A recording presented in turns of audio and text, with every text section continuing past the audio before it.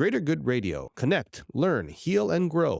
I got sober in 1991, and I was one of those people who went without relapse for 12 years in a row. So some people's path is lots of relapse and then it sticks.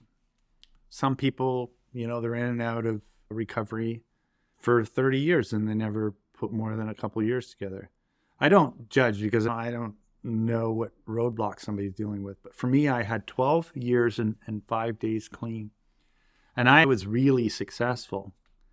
And then I had a elective surgery and they gave me a kind of drug that I shouldn't have been given. And my accountability was not good. And so I abused this prescription, which led me eventually back. It took months, but eventually back to, when I relapsed after 12 years, I didn't end up back pushing a shopping cart because now I had money and resources. So the relapse didn't look like homelessness, but it got bad, and I destroyed my reputation. I did a lot of damage. Now, I just celebrated 17 years again, but I relapsed for about 3 years.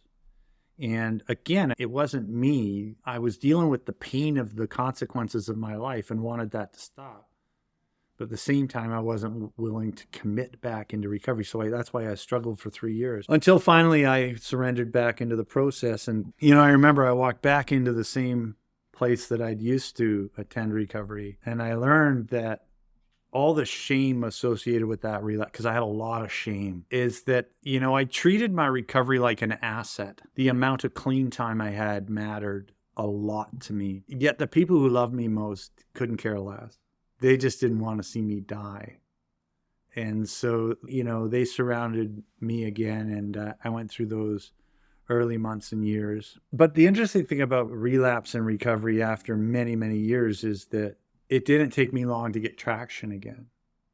And it didn't take me 5-7 years. I got right back into it right away, and off I went. And that experience for me taught me that recovery, substance use disorder, or if we want to call it addiction, I know we're changing language all the time, but addiction to me, I'm an old school guy, is the kind of thing that you fall asleep and you think you're awake. That's the way I could describe it, is this thing that you got that's dormant and can be for years, but if you take your eye off of it, it will come back into your life. There is no recovered.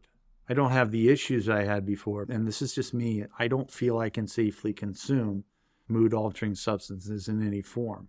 And that's just me. I have friends of mine who, they're not recovery community people. They're first responders and they use psychedelic. Fine, cool.